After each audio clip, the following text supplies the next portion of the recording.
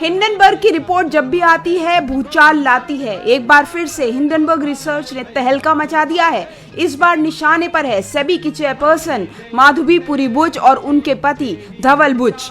Report में दावा किया गया है कि बुच दंपत्ति की एक ऑफशोर कंपनी में हिस्सेदारी है जो सीधे अडानी ग्रुप से जुड़ी हुई है। रिसर्च की रिपोर्ट में सेबी चेयरपर्सन माधवी बुच के अलावा 2 और एंटिटीज का प्रमुखता से जिक्र है।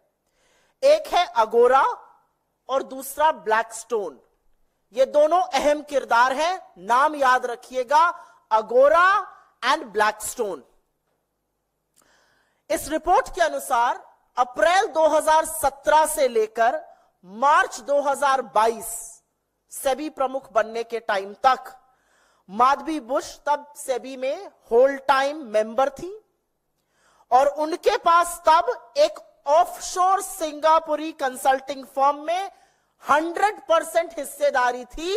इस कंसल्टिंग फर्म का नाम अगोरा पार्टनर्स है। नाम याद रखिएगा, सिंगापुर बेस्ड कंसल्टिंग फर्म अगोरा पार्टनर्स, जिसका स्वामित्व माधवी बुच जी के पास था जब वो होल टाइम सेबी मेंबर थी, सेबी चेयरपर्सन बनने से पहले।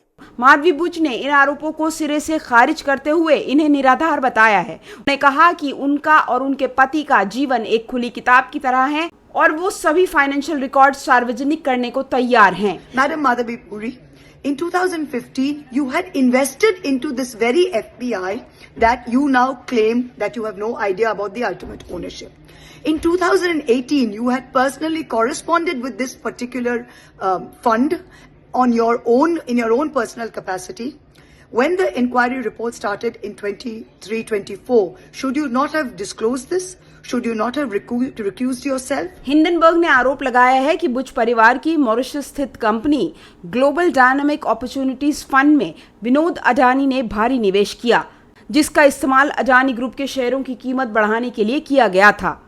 तो क्या ये आरोप सच्चे हैं या एक षड्यंत्र, ये तो वक्त ही बताएगा, लेकिन इससे कल शेयर बाजार में हलचल जरूर मच सकती है। यहां पर एक आंकड़ा बता रही हूं और यह जानना जरूरी है। हिंडनबर्ग रिसर्च की रिपोर्ट के मुताबिक 2022 में अगोरा ने $2,61,000 का रेवेन्यू कमाया था। यह उनकी कमाई थी, जो माधवी बुच जी जो सेबी की प्रमुख हैं, उनके वेतन का करीब 4.5 गुना है।